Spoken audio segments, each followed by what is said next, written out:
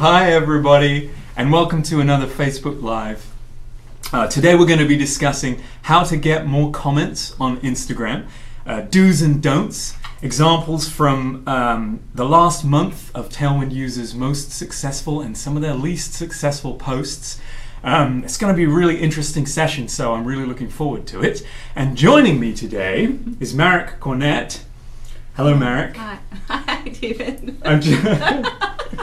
That's weird to wave this close. Yes. It's fine. Maybe you could introduce yourself and tell us a little bit about what you do. Yeah. I am a digital social media strategist with an Oklahoma City agency here locally. And I've been in the social media world for, professionally, like full-time, about 5 years. It's been part of my job for about 8 now. So I've really learned quite a bit over the years, and hopefully I can help a little bit today. I am looking forward to some of those wonderful insights. Thanks.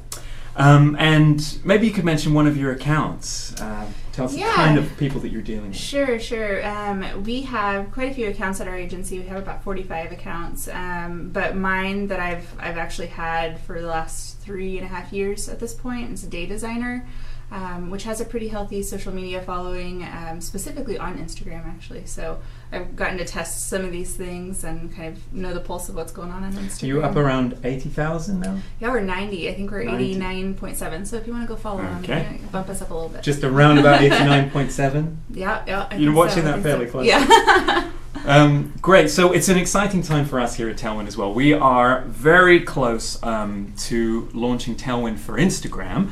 And that's just going to bring us way more into the world of Instagram, and we're really excited about it. So if you're interested in learning about Tailwind for Instagram or signing up for the beta, we'll share that in the feed, so you can go over there now. And of course, welcome everybody who's joining us today.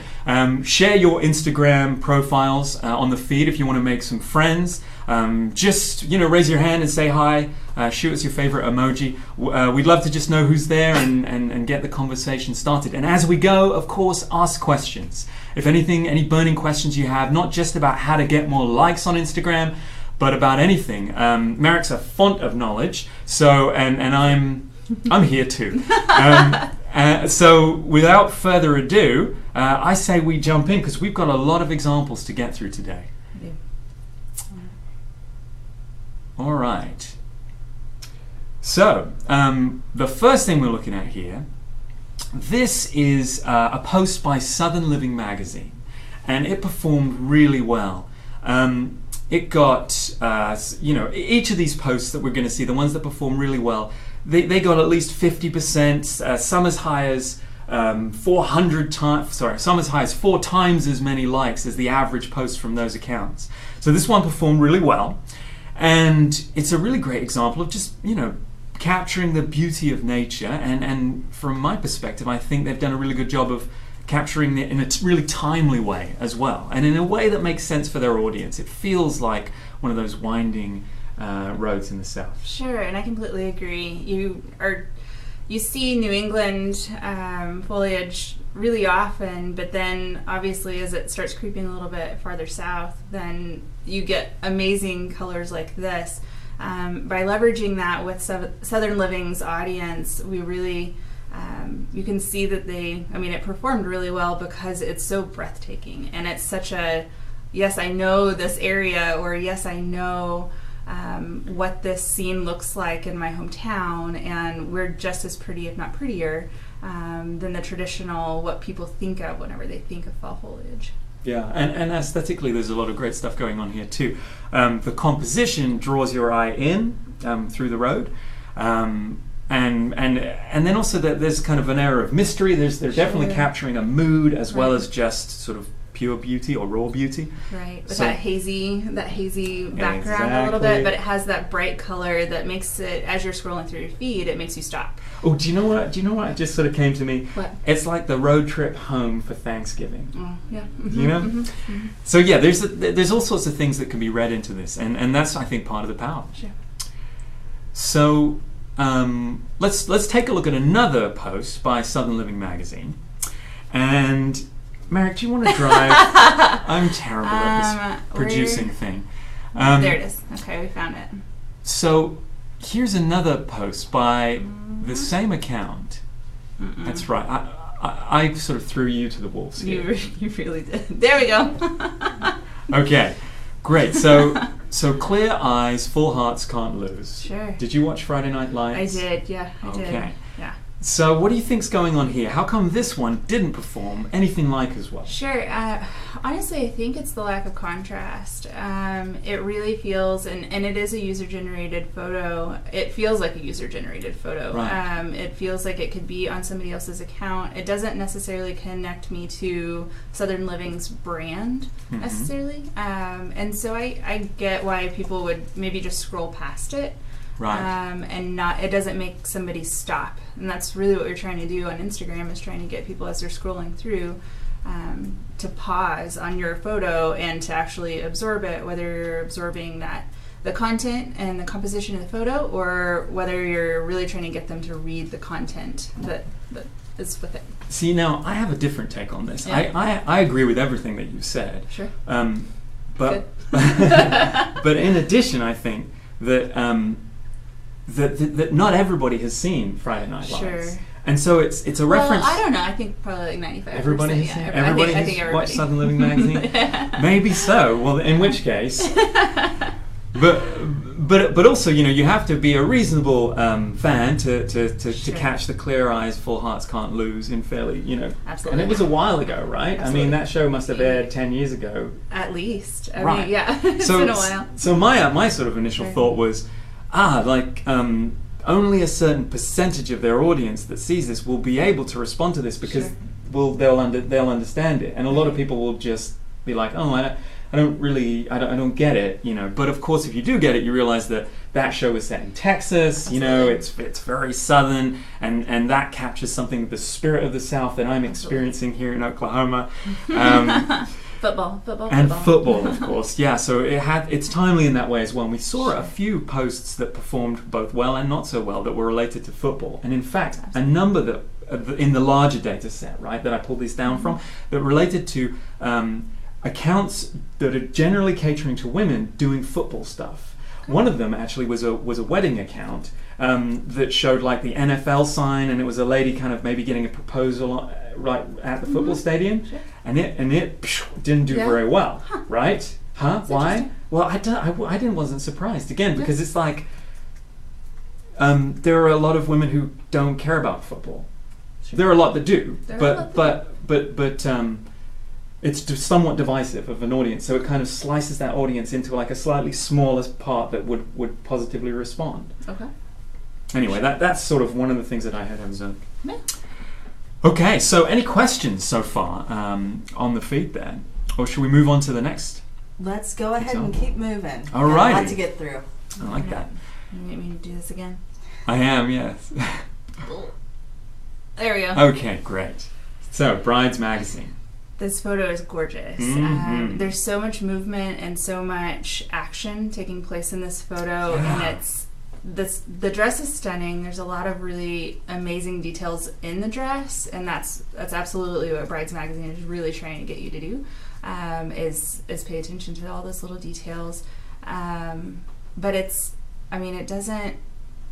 doesn't feel like just a traditional wedding shot. I mean, it feels like she is on the move down maybe a pier or something. Yeah. But it's beautiful. I mean, it's got so much. The photo has so much movement that it's just breathtaking. Yeah, I see that as a boat or something. Yeah, like it's very adventurous, and then her back is very muscular, and Sure. and the dress is pink. There is so much about this that is quirky. Quirky is maybe not quite the right word, but notable. Right. Like you say, it's arresting. Right. But one of the things that I noticed as well is that we don't see her head, and we don't see her face, and in that way, I think we, as brides, potential brides, are able to... Congratulations. Thank you. I'm coming out right now. We as potential brides are able to project, into that and to kind of imagine ourselves in that situation. So that one did really, really well. Maybe we could take a look at the next one, which is an example of one that just didn't do so well for that Sure. account. So what do you think's going on here? This one, it doesn't draw me to it just because it feels too magazine-y. It doesn't feel like the lifestyle brand that Instagram is trying to portray. Right, which that last one was such a perfect example. It really was. It was kind of I want to be that person in that situation and in that scenario. And this one is really like, I want to stand like this person. No, like, and it just doesn't draw you in because there's this guy's just kind of looking over to the side, like there's nothing going on, and it really feels like a magazine shoot and not an Instagram shoot. And you know, for me, it's Brides Magazine, you know? It's like, hey buddy, it's not your day. Right. That's kind of how I feel about this. And that's reflected on I'm going to try and drive here. Oh, hold on. If we could go over to to their profile, the bride's profile. It's that shot that we just saw with the groom alone. I looked and I looked and I looked and I couldn't find another one like that on this account.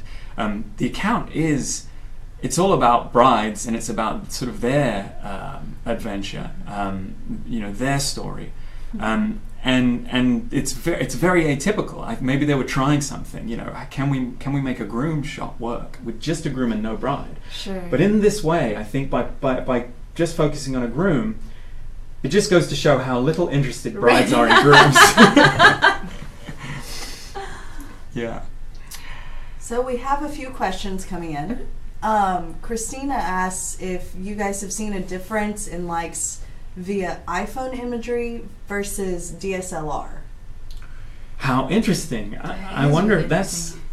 I have some ideas, but... Sure.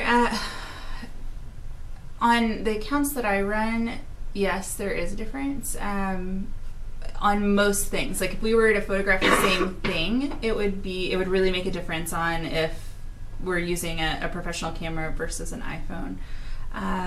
But there's always that content that actually draws you in. I mean, it can be a completely crappy photo, but it has a puppy in it and it just flies. And so it doesn't necessarily have to be a professionally shot photo for it to perform well. Because you guys use a lot of reground images from your customers as well. We do. Yeah, and they're generated. Yeah, a lot of them use a mixture between just regular iPhones and professional, and you can tell. And we try to keep it our look pretty clean, which sometimes does lend itself better to the professional camera. But it really, I mean, if there are lifestyle photos that just have a like something that is really interesting or something that people think is just adorable, which performs better. Yeah, the equipment is important, and I see this a lot. People saying, "Hey, I upgraded my equipment, and now I'm getting more likes, and just my photos are just better." I'm the same person, and iPhones have done that for me. I recently got the latest iPhone, and the camera is better, and my photos are better, and colors pop more, and it's just easier. And a DSLR will do that for you, even more so if you can take the time. Then you have a little bit of a challenge. You have to email yourself the photos and things like that, and that's one of the things that Tailwind for Instagram, one of the problems that it's going to solve is that you can bulk upload to your desktop from your DSLR camera and then schedule out into your Instagram really simply, and it'll sync straight to your phone. So that's a kind of challenge you have to overcome without a specific tool if you're going to try and do that with DSLR.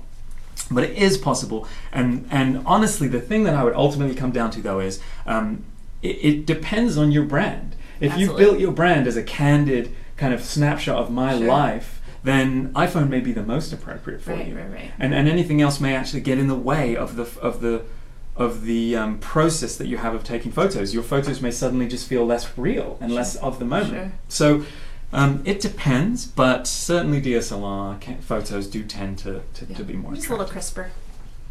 We have another question that I think a lot of people want to know the answer to. It's how to not shamelessly self-promote your brand or products on Instagram. I could encourage you to put it in a lifestyle setting. So really what you're trying to do is create that lifestyle or the mood around your products. so that you're showing the person your product in the lifestyle that the person who is following you would want to acquire.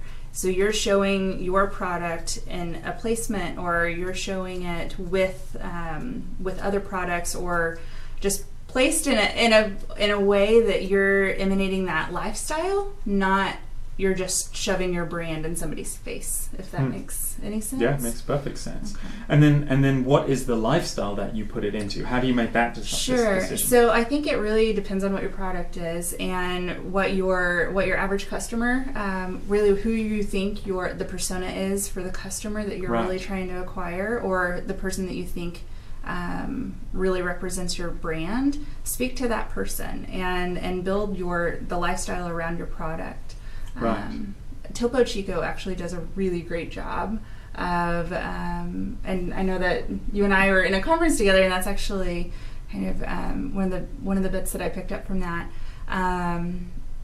was the Topo Chico brand. They don't even talk about their product. It is really just a bottle of mineral water. It's somewhere in shot, maybe. Somewhere in the shot, and it's that whole, I want to be part of that lifestyle. I want to go to those concerts. I want to spend time with my friends, or decorate with my house, or all of the different things that you can do if you drink Topo Chico. And I know that sounds ridiculous, but at the same time, you start seeing that often, and it kind of makes you crave that lifestyle. And if you drink Topo Chico, you automatically acquire it. It creates an emotional response, and then a brand association that when you think Topo Chico, you think whatever, I'm gonna cool go have and fun, and yeah. So you can do that for your brand.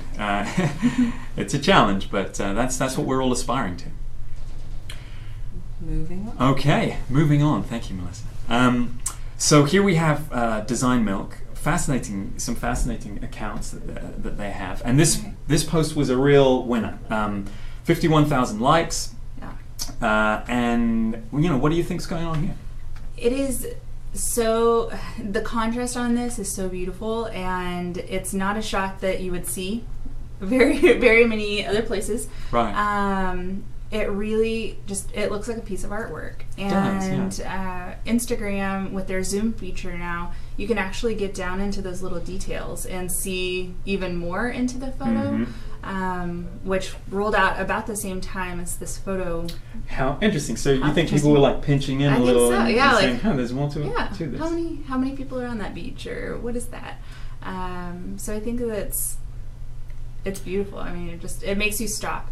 So for me, there's a double whammy here. There's the natural awe and the beauty initially, and then there's the depth to actually pull you in. And just like you say, I hadn't thought about people actually zooming in to look at it, but obviously these are people on a beach, and that's a unique perspective. And then there's both the kind of ripples of the wave, which is naturally interesting. The natural gradation of color in this is interesting. And then the actual people and sort of where they are and what they're doing. And, this is, where is it, Bondi Beach. And you can see like the shack where the Baywatch people sit. Lifeguards? Thank you. That's just what we call them in England. Baywatch people. Sure. Not really. So I think that this kind of is a really good example of that, where if you can create depth where you're initially struck and then there's more as well, then that's even more powerful. Sure. So let's take a look at one from the same account, Design Milk, that just didn't go over as well. Okay. 19.6 thousand likes. Right, which to most people is significant. that's a lot compared to the last post. It didn't do as well. But for them, that's one of their least well-performing posts for that whole month. And there's similarly, as the last one, they're promoting a different one of their Design Milk accounts. In this case, it's Design Milk Every Day. And it just didn't work as well. Yeah, and I'm not entirely sure why. I think it really doesn't, it doesn't have as much contrast, and Design Milk is very modern, and this has modern flair, but it really is more of kind of an everyday, but also, they're promoting their Design Milk Every Day. But then it's also kind of got that throwback to like an Aztec flavor. And so it doesn't, I guess maybe it's probably just not speaking to that specific audience as well as most of their content does, which is usually very modern. Right. Yeah. For me, it's in the photo. I think, and maybe the subject. I think if you're going to choose a subject that is a little humdrum, then you have to pull out the stops to try and make it as the photo as beautiful as possible. And there are just a few things about the Christmas of the photo, the lighting in the background, like the shadow, for example. It's just small things, and that line where, like, I don't know, the join of the wall. Just small things like that that might have hampered this more than some of their other stuff. Sure. Your eye is really drawn to that line. It really is, and it kind of messes it up a little bit. Right, which nonetheless, this is a great post. None Absolutely. of these are bad posts. No. They're all good posts, but obviously we're just trying to find you know what's happening here in the contrast, and there is a definite contrast between the aesthetic qualities of those two photos. Absolutely, I agree. Okay, keep the questions coming as we go. We have a bunch of questions. Oh, good. Woohoo! Actually, stop the questions. Just kidding, keep them coming. I'm going to pull out a few, and if we don't get to your questions, don't worry, we will answer them after the fact in the feed. So keep them coming, they will get answered. If not live, then after the fact. Right. So Susie asks if we have any tips on how to determine a target persona for your Instagram account. Sure. So that's a tricky question. Facebook, actually, if you have a Facebook business account, they recently rolled out these audience insights where you can upload, like if you have a product list, if you have an email database, you can upload that into Audience Insights and actually figure out who your audience is. Not only what their demographics are, with their ages and genders and where they're located, but you can actually see their lifestyle as well. So it's really like, is it a rural mom, or is it like a big city mom? And it'll tell you down to the granular detail if that's really who you're marketing to or not.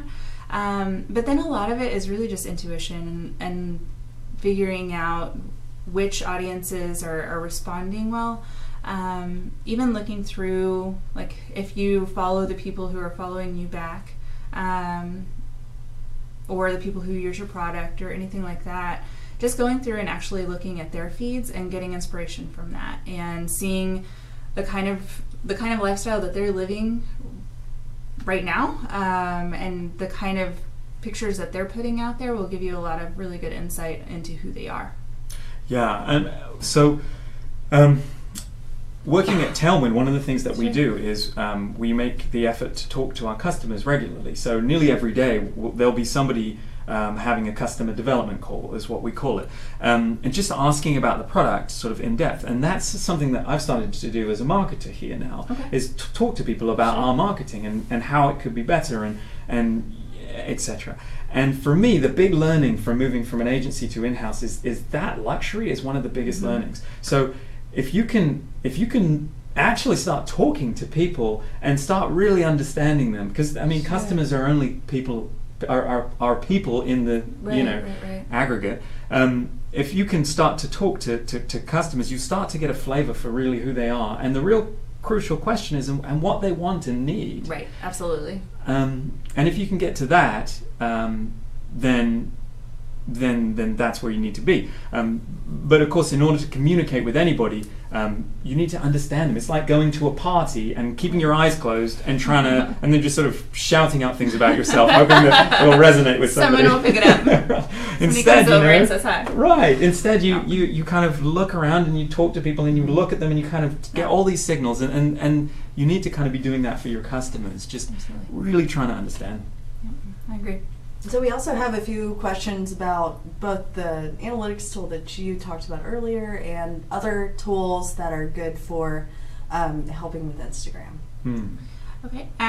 So Facebook Business Manager is actually, if you have a Facebook business account, I would recommend just getting on Facebook Business Manager. It's a place where you can advertise, but you can also just manage your pages. But it's a free tool, and then whenever you have Business Manager pulled up, you can actually just type in Audience Insights at the top, and it'll pull in your audience from the people who are fans of your page. Instagram actually has some very basic analytics built in as far as who's seeing all of your content. Is that just for business accounts? It is just for business accounts. So if you transfer your private account, if you transfer that over to a business account, then it will give you some analytics on your content. But it's very basic. I think they only have like 3 analytics that they're pulling in. So I would recommend using something maybe a little bit more sophisticated. I know that David would like to. Yes, would like to tell you about something. Yes, we're getting ready here. We're gearing up in the near future. To launch Tailwind for Instagram, and a lot of you will be Tailwind customers already, so you know what that feels like. The analytics very much the same, but for Instagram, and the scheduling very much the same, but for Instagram. Of course, one challenge is that Instagram doesn't allow automatic posting by apps on your behalf, so you have to get a notification on your phone, or Tailwind for Instagram sends you a notification on your phone, you open it, and then everything's in there, you just hit post basically.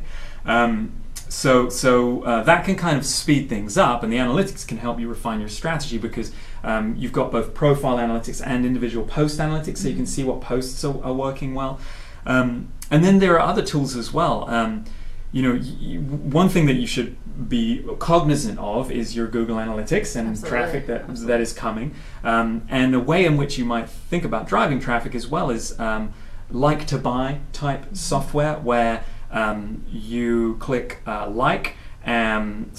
customer clicks like, and then basically it queues it up for them as a potential product to buy, and when they visit your website they see those products. There are basically a few tools that do that make that smooth that interface between somebody seeing something they could buy or a blog post they could go read to actually going to read it. You need to do a little bit of research on that, but and then Instagram itself in 2017, I have a pet theory that they're going to, and again this is all just speculation, but I think that they're moving towards with shoppable Instagram, which is an organic click to a post. They're sort of making moves that suggest they might be letting organic traffic move from posts to websites at some point in 2017. Right. I think they're testing it on a few brands right now. The jury is still out, because Instagram is very much trying to keep you on Instagram. They don't want to break up the feed and send you away from it. So one of the things right now, we're just trying to see what they're going to do. What extent are they going to let us roll out, which is why you have to click into a profile to get a link instead of having that. It's not like they don't have the capability to be able to put a hyperlink in a comment, but I think it's really just right. Instagram doesn't want to draw you away to a different website. And you can always pay for it with an ad. Right. Yes, you can. Okay, let's move on. Let's take a look at another at the next post. So here we are taking a look at Jamie Notice again, who is an ex-Bachelor contestant, amongst other things. And actually, last month, one of her posts came up as an extremely popular post.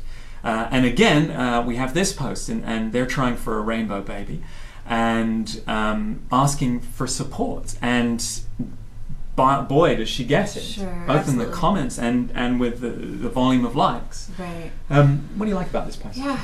As you're scrolling through, really the photo itself just makes you stop and makes you think, like, what's going on here? And her feed is similar. There's a lot of the couple together.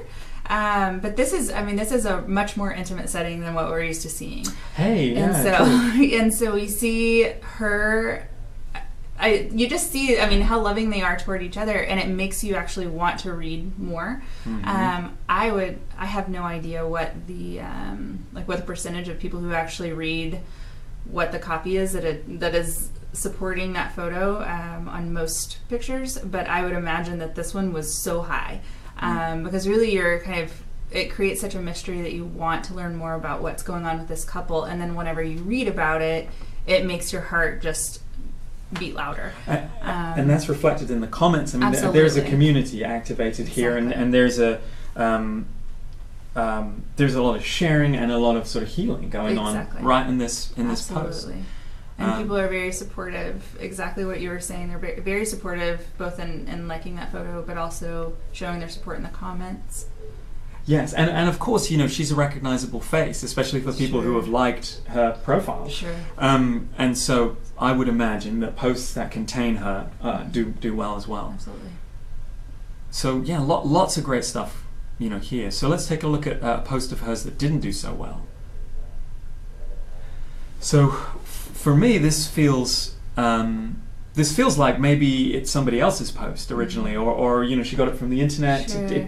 It lacks the intimacy that you were pointing Absolutely. to in the other post. It lacks intimacy, but it also is creating a call to action that is different from liking that post. So she is explicitly asking you to mention somebody. That's true, who and is, she gets nearly 400 yeah, comments. she so really does. Which the last one I think she had just over 600, yeah. and so I mean she's still getting a lot of activity on this post. It's just in a different place, and so I think that that's important too, is to recognize really what your goal is with each post, and to if your call to action is to get somebody to comment, then that's what should be increasing.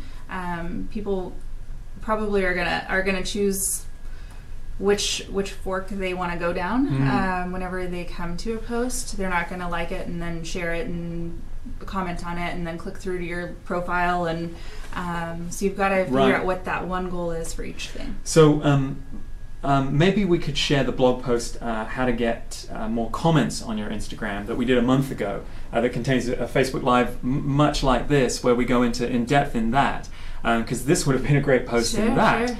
On the feed, so you can go sort of investigate that at your leisure. I had a question for you, which is, do you have a feel for what is more important for the Instagram algorithm, likes or comments, or how they're weighted? We really get, if we get a lot of likes, it flies a lot more than the ones where we'll get comments. We really don't get a ton of comments on any given post. So we may get 1,200 likes on one of our better posts, but it might have 30 comments at most. Okay. And so it just, likes are a little bit easier to come by. I'm not sure how they're weighted on the algorithm though. Right. So that's interesting. Again, speculation. I wouldn't be surprised if you would think that they would be weighted heavily because there's more interaction. Sure. But observing how people actually use comments, and there's a lot of gamification of comments, basically people use it as a way to get other people to discover their accounts, and often outsource that work. So there's gamification, but then there's also comments are often used in competitions, so giveaways and things like that. Sure, so I wonder if Instagram might downplay the importance of comments more than what you would imagine that they would for those reasons. But honestly, I don't know. Yeah, It would be very interesting if anybody does know. Share that in the feed, please. Sure, and because this one has fewer likes, but it still had a hefty number of comments, what makes me think that this post wasn't shown to as many people. Right. And so I think that kind of proves your theory of comments not necessarily being weighted as heavy. Maybe, but also I think there's something about this image which is less likable than the other image. Sure. Oh, absolutely. Yeah. I mean, the other one, there's not really anything to compare that to, because it's so incredible. And you think about that the psychology of that double tap, you know. No. And I just don't think it's here. Okay. Your pause. That was nice. That was a nice little pause. Right. I was thinking about the psychology of the double tap. Okay. So, any questions? Bunches of questions. Bunches. Yeah, she does. Okay. She has a list. I see the list. It's a lot. We'll try and be really quick. I'm kind of combining a few questions here. So people have questions about switching up their feed, so including quotes and stuff, and whether using quotes and overlays on photos is a good use of your Instagram. I honestly, whenever we do that on our content, those are pretty much our lower performing posts, because it's not necessarily your brand, and it's really hard to convey what like your full brand image is by overlaying a quote.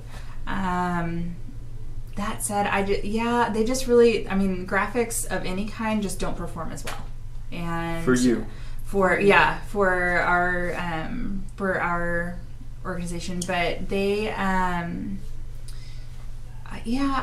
Facebook obviously owns Instagram, and I know on their advertising, like if there's heavy text on anything, then they won't support it in advertising. So I think that could translate over to Instagram as well on the content that they're showing out there, that more organic content is going to be. I just took a real big leap. Yeah, that's interesting though. But that's, I mean, personal theory. I think that they support kind of that organic feel. That's interesting. So what I would encourage you to do, I think it depends on the brand. You right? can test it, yeah, test, for sure. Yeah, and especially if you have a tool like Tailwind for Instagram with the post inspector, which is the equivalent of the pin inspector, you can see which posts are doing well and which are not from your history really easily.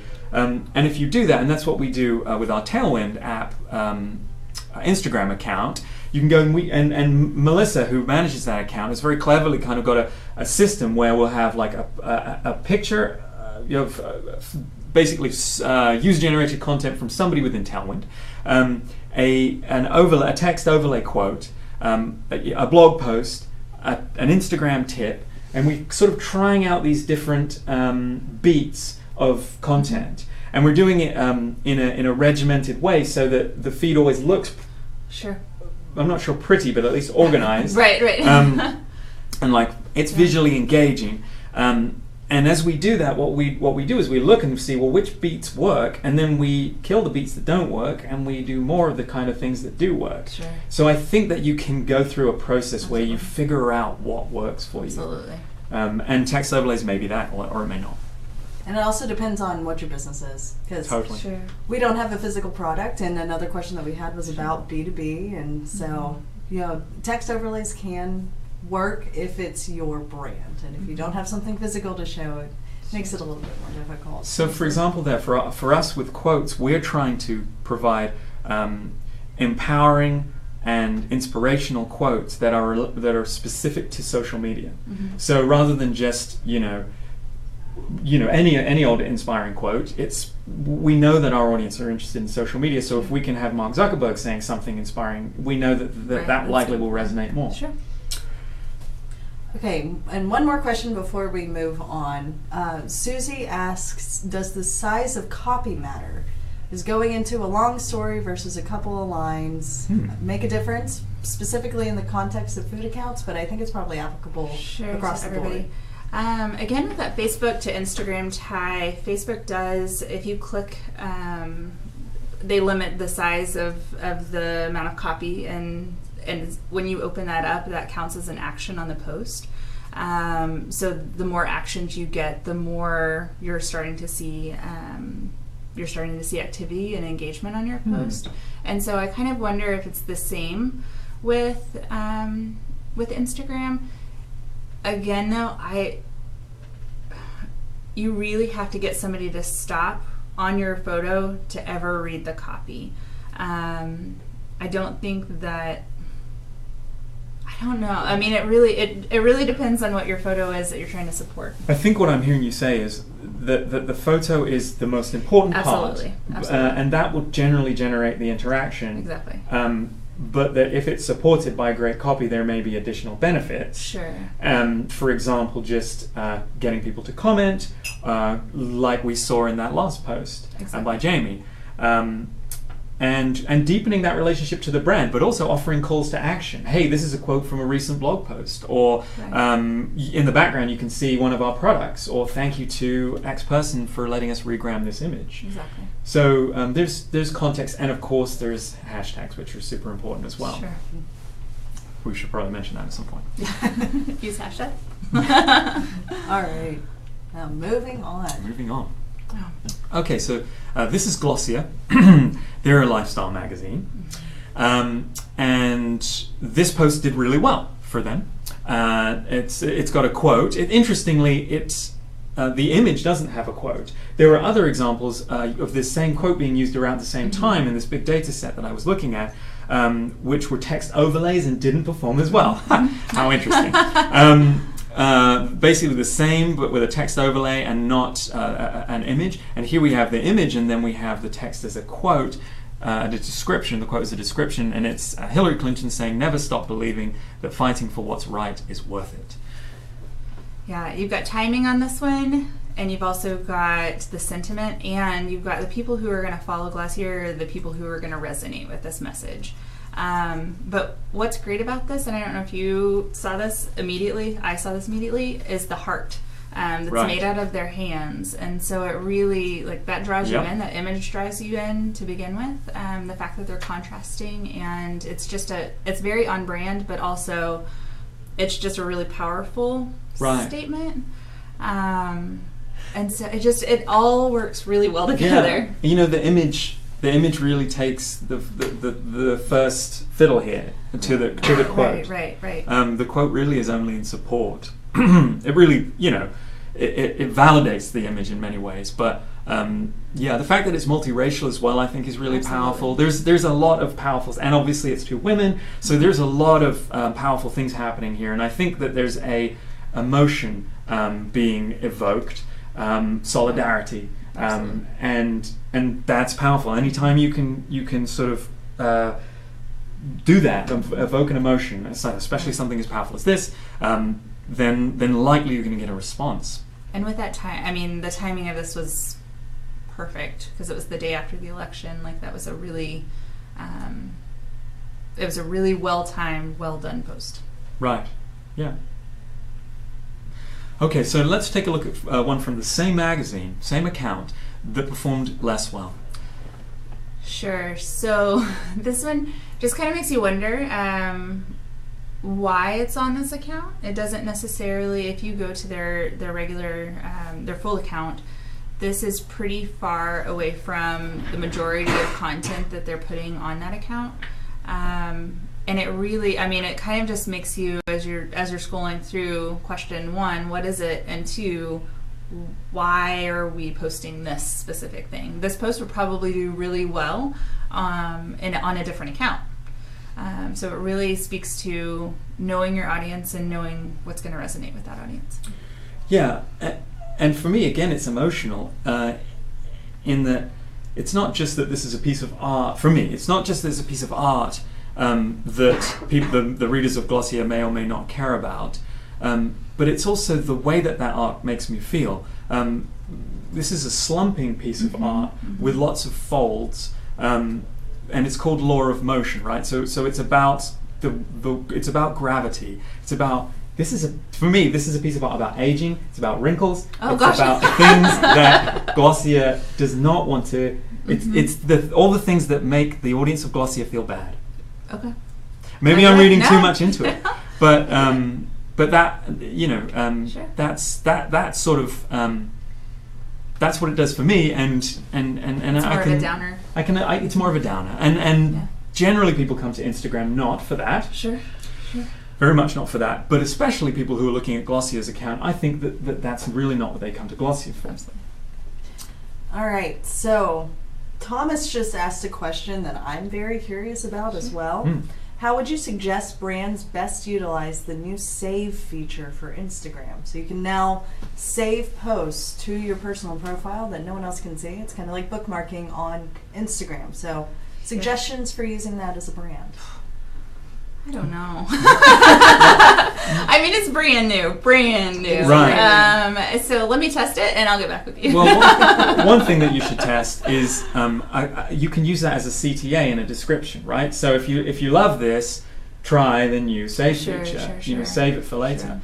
Whether that will work or not, I don't know. You could also do that in an overlay if you wanted to go that far, but I'm not sure I would recommend it. That sounds like a great Instagram tip for us in our account. Yeah, we should be talking about that. Anybody who has a good idea for that, please put it into the feed. I mean, that's a really interesting one. Sure. I wonder if it could work Well, no, yeah, it's a great question. Yeah. And we're getting a lot of questions about hashtags. Okay. Go ahead and spout off your information on hashtags. Sure. I'm super interested. Let me give you our kind of, and then I'm super interested in sort of where you take it and what you can add.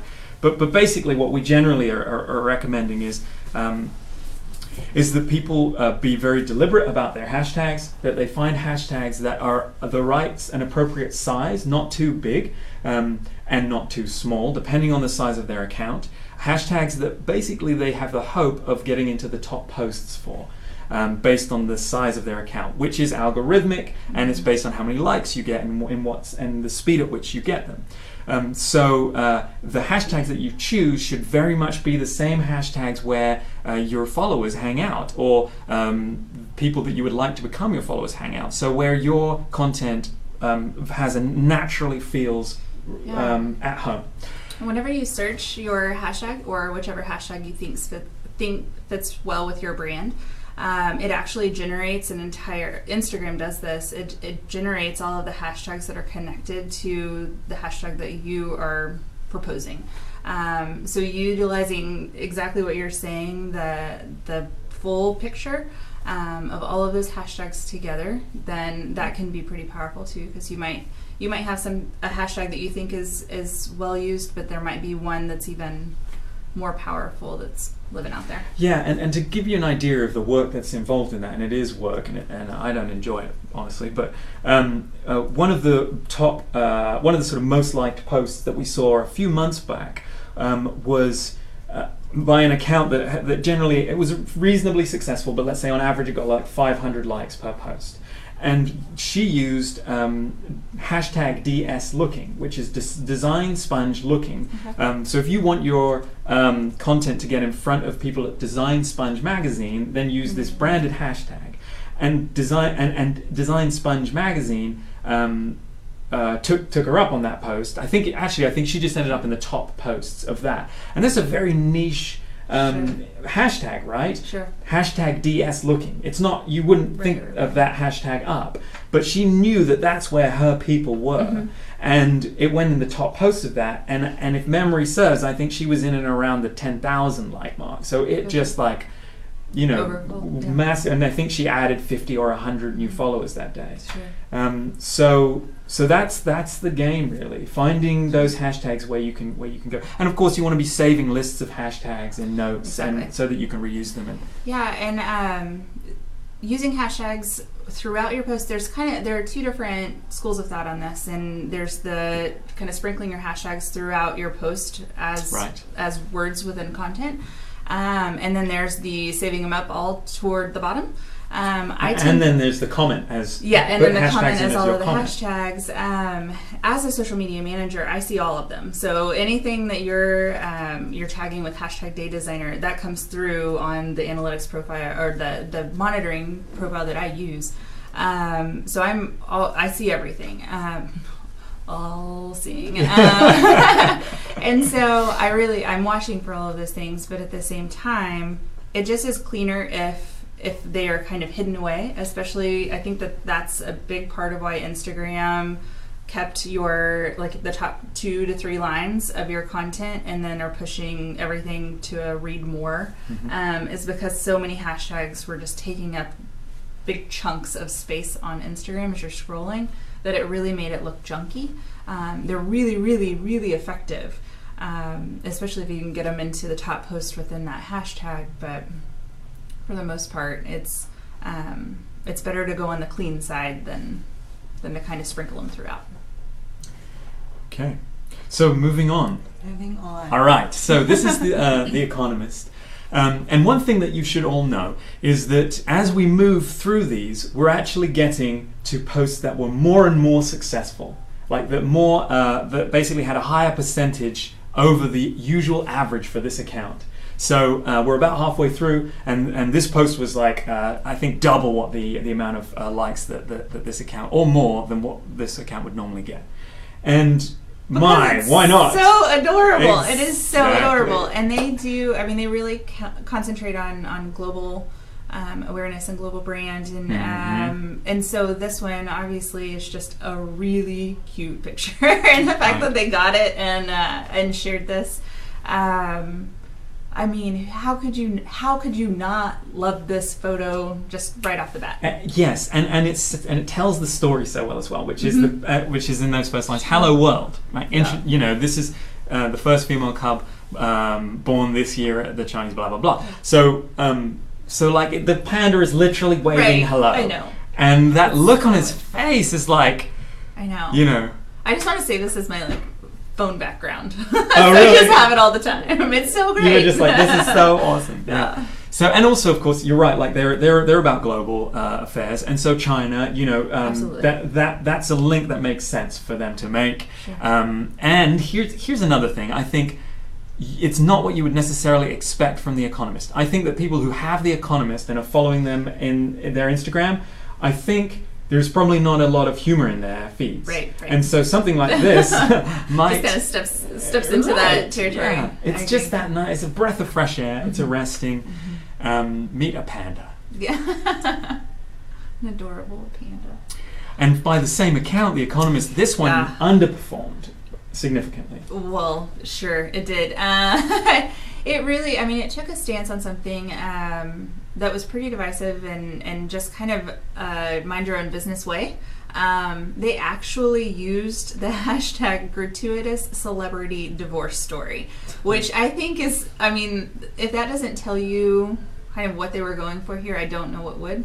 And also, I you mentioned this, but how do you feel about liking a divorce? I mean, it really doesn't... Right. I don't feel good about it. For me, like that's where that's sort of the takeaway here. Right. I mean, there are sort of aesthetic things as well. Like this isn't the best picture of two of the most beautiful people in the world, sure. And also obviously they're very sort of humorously in some ways making the observation that this has no economic worth, but you should probably know because somebody's going to talk to you about it at the water cooler. So I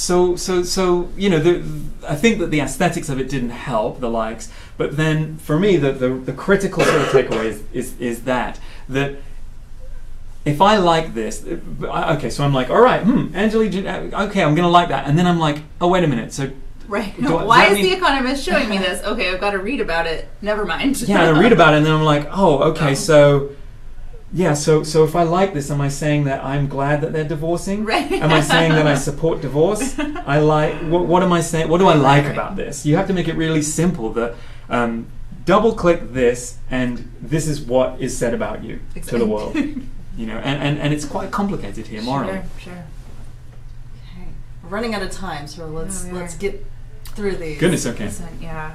So the message here is to tell a story, and they do this really well. Obviously, there's a lot of story in this one image. Absolutely. And it's aspirational. It's Paris, which very much this account, Oh Reverie, is about aspirational stuff. And it's most of their content is product focused. In this, you can't really even see the product. You just know what it is. I mean, it's like that subtle hint of what their product is. Exactly what we were talking about earlier on lifestyle, where you're not showcasing your product in a hey, buy this right now way.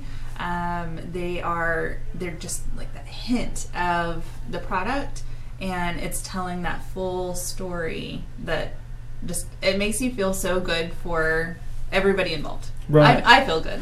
And a big part of the story here that I think is being activated is what's going to happen next. You can imagine how this will unfold. Sure. And if you can do that, if you can put an image in front of somebody where they start telling themselves the rest of the story, I think that there's some power to that. So let's compare that with one that didn't do well for this account. 30,000 likes versus 2,000 here. Sure. And again, like there's that aspirational element to this brand, and in this instance, that I think is one of the smallest rings that they have in the whole of their feed. And for me, I think that they're not doing what we love them for in this one, which is those big blingy rings. Knockouts, yeah. This is I love too that you achievable. love them for that. It's too achievable. Yeah, it's too it's right at your fingertips. And I think it too. like leg photos like this are very on trend right now. Right. But they're not. It just really, I mean, like the Holy jeans, which is obviously a style, it kind of breaks that look. And then back to kind of what we were talking about earlier with the really crispness of the professional photo versus this one, which is more of the user generated, the iPhone photo that's pretty heavily filtered. And they may be trying something new here, and I support that absolutely. But sure.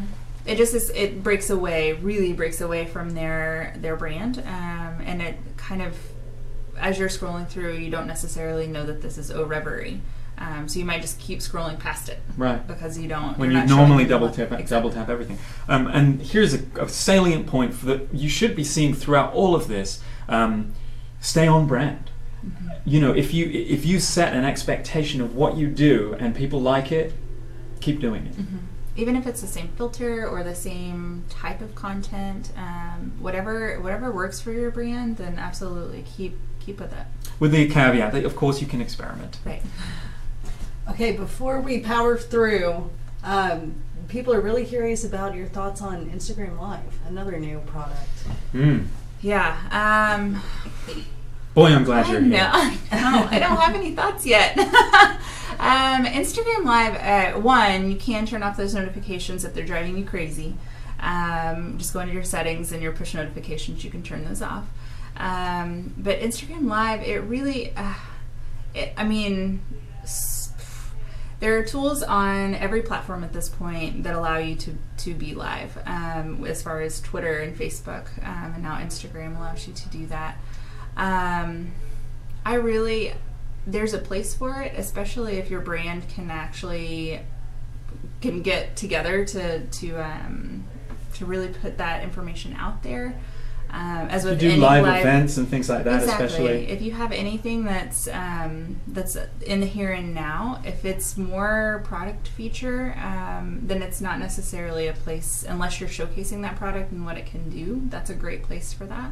But to build personal brands, I think it can create intimacy with people. Sure. To get on there live and make mistakes and things like that. Yeah, it's kind of. It's more or less a replacement for Vine, which allows you to kind of get in and see somebody's personal life a little bit deeper. Okay, so next we're moving on to Random House, who got this post out and did really well with it.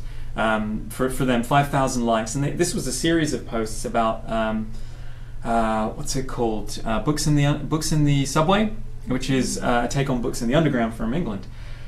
Where folks leave books in the underground and you get to pick them up and go read them. There you go. And it's a perfect time with Random House, and then especially to have a celebrity who is very, who is known as a reader, right. Who is associated with. We know her from a character in a book. A character in a book. I mean, that is very, very popular. So she's a very popular person.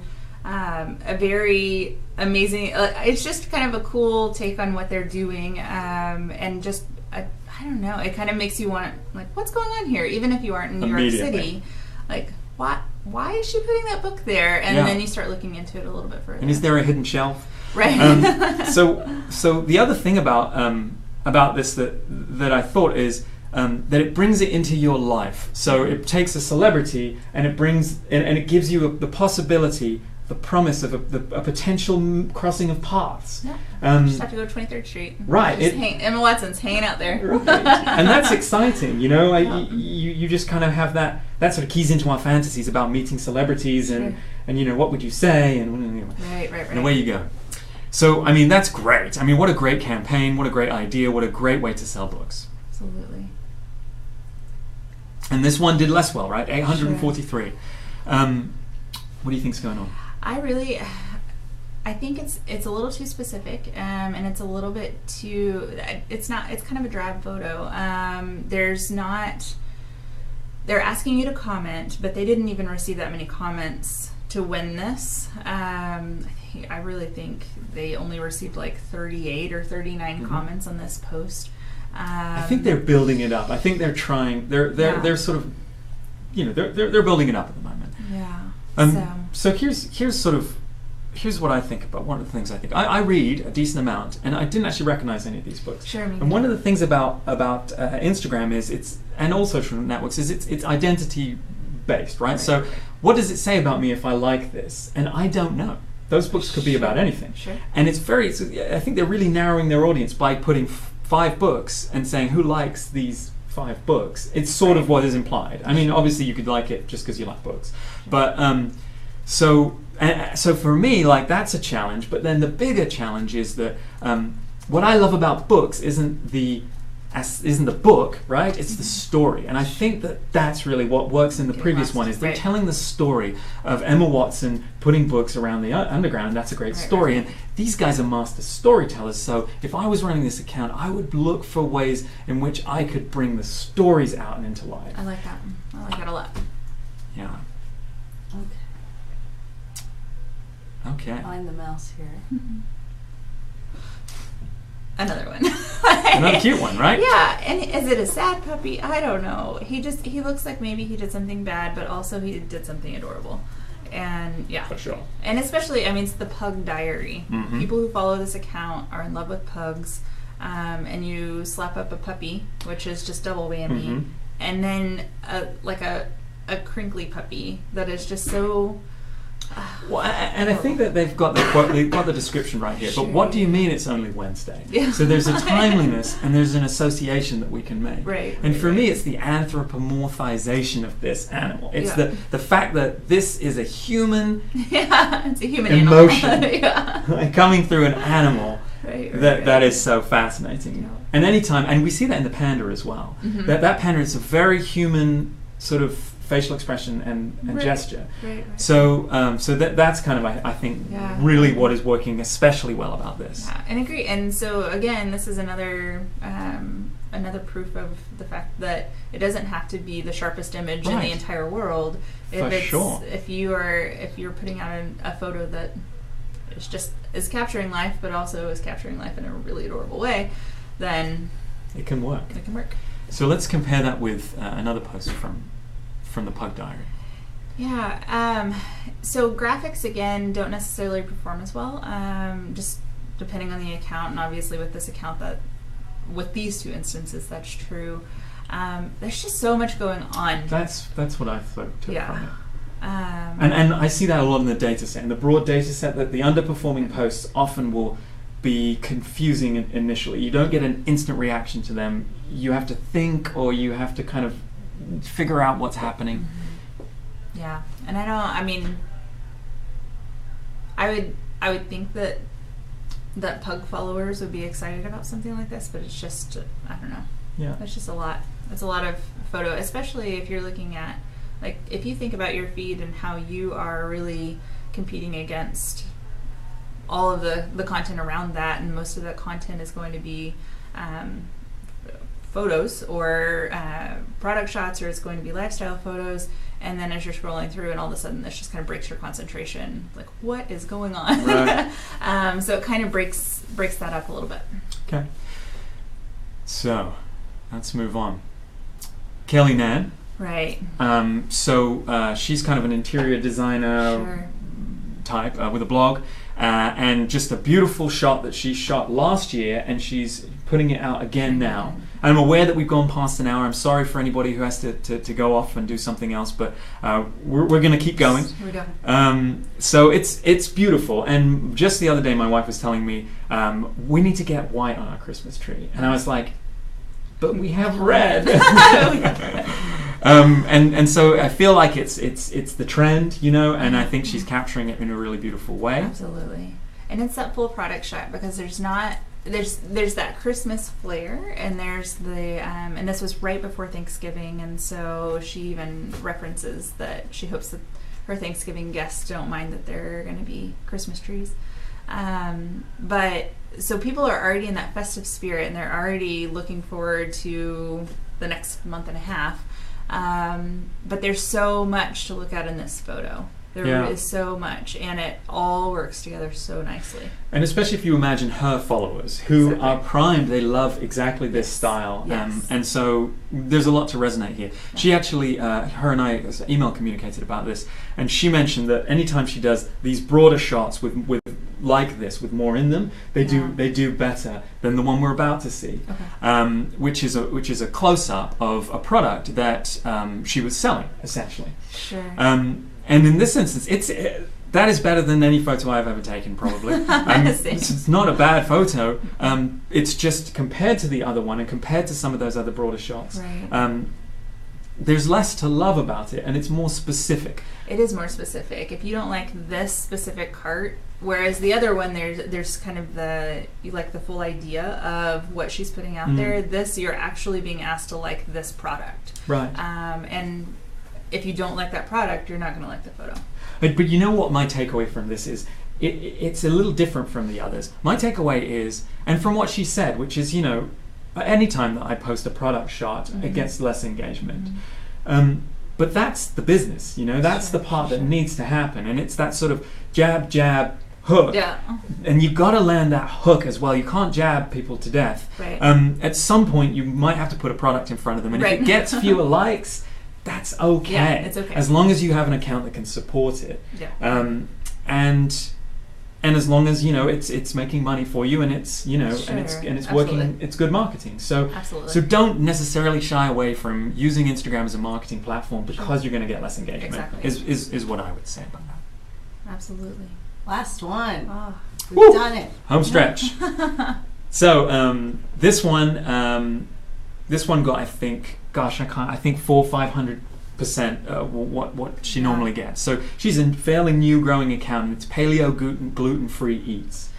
And it's delicious, right? Right. But it's paleo gluten-free, which is kind of Right. An amazing feat. And if you wouldn't mind going over to her profile, Ashley Melissa, one thing that I noticed about this account is the more delicious, chocolatey, calorific that her posts are, the more likes they get, and the less. So compare those donuts with the popcorn, for example. Just hover over that. 497 versus 164. Right. It's like it's like the audience is telling her, hey, delight us with the stuff that we can't. That's super hard to make. Right. And that I'm craving right now. Because that's their lifestyle. I mean, the people who are following this, I wouldn't follow this because that is not a lifestyle that, I am like full gluten, just give me all the bagels kind of person. And wait, there's gluten in bagels? Uh-oh. And so this isn't an account that I would follow, but the people who do follow that, then whenever they see these just incredible treats that they hadn't thought about necessarily, or something that they're like, oh, that is within reach and I want that. It's such a powerful. Yeah, I'm seeing great engagement on this account. I think she's doing amazing work. It's beautiful photography, Absolutely. Beautiful cooking, obviously. Yeah. I think she's going to go far. And I think too that this one, more than the next photo that we're going to look at, just her full profile is very moody. And it's got a lot of, it does have that aesthetic that we were talking about where you're staying on brand. She stays on brand with almost all of her pictures. She does, and it's quite an unusual look. You don't see that a lot in food. Absolutely. Moody is a very good word. Yeah. And then we go here, which is something that's just a little bit fresher. And to be really honest, I know that mint chocolate is something that's obviously right around this time that's popular, and also mint, like peppermint and spearmint, and those flavors are coming out right now. But to me, mint means summer, and it means mojitos, and so it's kind of just maybe the wrong timing for this. Like, this post may have done really well earlier this summer. So for me, it's that she's stepping away from the formula of beautifully cooked foods, and as far away as she could step in some way. Sure. A natural, fresh piece of mint. If I'm going paleo gluten free, I can eat all the mint that I want. I don't necessarily want to see some sprigs of mint. As beautiful as that picture is, I think it's a great picture. Gorgeous. But you're also right that what she's trying to do here is metaphorical. I think she's saying this is like a Christmas tree. She's got a Christmas tree there. or at least she's drawing a parallel there somewhat. Right. And I just don't think that it's quite working. It's quite resonating in the way. It's beautiful and it's clever, but I'm not sure we're getting it. Mm-hmm. You know. I agree. Okay, so those are all of our examples. It was ambitious to get through 22 different examples, do's and don'ts. We did it. But we did it with just 10 minutes over. I apologize to anybody who's now late for a meeting or something. But thank you all very much for joining us. Sure. Thank you, Marek. Yes, thank you for having me. You are more than welcome. We'll have you back sometime soon. We'd like to share with you, since there's a lot of festive posts in here, we'd like to share with you in the Instagram feed a 2017 calendar for Instagram that you can download that we've created. It's a printable that kind of tells you the festive, well, not the festive, but the seasonal things that you should be hitting as you think about your schedule. That's a great idea. You said schedule. Did I? I normally say schedule. You do. Right, Yeah. gosh. Throw me off. America is bleeding into me. Yes. In fact, I'm notorious for saying schedule. Gosh. Stay on brand. Stay on brand, David. Stay on brand. We also, of course, have the Tailwind for Instagram coming soon. And on this feed, we'll have shared the blog post, so you can share the blog with anybody that you like. And this video will be embedded there, so they'll get access to it there. That's great. Tag anybody that you think would enjoy this video in the comments. Like it and share it, please. That would be much appreciated. The more that you do that, the more time that we can spend doing this, on your behalf. And thank you, Melissa, for directing. Thank you. Well, Farewell, all. See you next time.